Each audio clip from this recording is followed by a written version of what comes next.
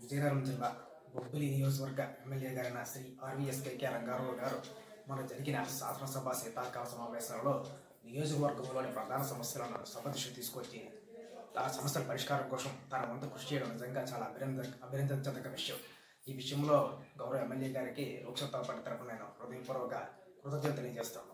సభలో ముఖ్యంగా ఆయన ప్రస్తావించిన అంశాలు ఏంటంటే రోడ్ సెంటర్ సమస్య కానీ, సాగునీటి సమస్య కానీ, గొల్లాది వంతెన కానీ, ప్రభుత్వ ఆసుపత్రి సమస్య కానీ చాలా మంచి విషయాలు ఆయన చర్చించి తీసుకొచ్చి ప్రభుత్వ దృష్టికి పరిష్కారం కోసం తీసుకురావడం చాలా గొప్ప విషయం. నిజంగా ఈ సమస్య పరిష్కారం అయితే మాత్రం నిజంగా ఆయన పేరు బొబ్బిలి నియోజకవర్గంలో చిరస్థాయికి నిలిచిపోతుంది. ముఖ్యంగా నేను చెప్పింది అంటే ఎమ్మెల్యే గారికి ప్రధానంగా రెండు సమస్యలు ఆయన దృష్టికి తీసుకొస్తాను. అందులో ప్రధానంగా రైతు బజార్ అంటే బొబ్బిలిలో రైతు బజార్ కావాలి, అదే రకంగా ప్రభుత్వ కళాశాల కావాలి. ఇంకా రైతు బజార్ లేకపోవడం వల్ల సామాన్య మధ్యతరగతి ప్రజలు చాలా ఇబ్బంది పడతారు. ముఖ్యంగా ఇప్పుడు మనం ప్రస్తుత పరిస్థితుల్లో రోజు కూడా నిత్యావసర సరుకుల ధరలు, అదే రకంగా కాయగూరలు రోజుకి ఆకాశం అంటున్నాయి.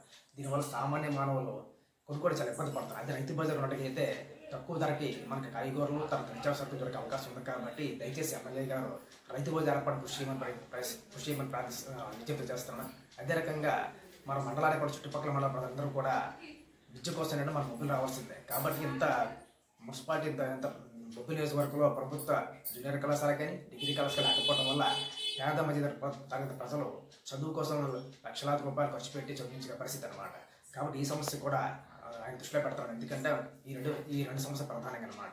నేనేమంటున్నానంటే ప్రభుత్వ కళాశాలకి అయితే కాస్త సమయం పట్టచ్చు, ఎందుకంటే ఇది ప్రభుత్వ దృష్టికి తీసుకెళ్ళాలి, నిధులు కూడా తీసుకురావాలి. కాబట్టి అయితే రైతు బజార్కి మాత్రం అంత సమయం పట్టకపోవచ్చు. ఎమ్మెల్యే గారు కాస్త గట్టిగా దృష్టి పెడితే రైతు బజార్ ఏర్పాటు అవుతుంది. కాబట్టి ఆ దిశగా ప్రయత్నం చేసి రైతు బజార్ ఏర్పాటు చేసి బొబ్బిలి ప్రజలకు అందుబాటులో తేవాలని మరొకసారి నేను ఎమ్మెల్యే గారిని రిక్వెస్ట్ చేస్తున్నాను. ఆ దిశగా కొంచెం ఆయన ప్రయత్నం చేస్తారని లోక్సభ పడతాను మరొకసారి నేను కోరుకుంటూ సెలవు తీసుకుంటున్నాను.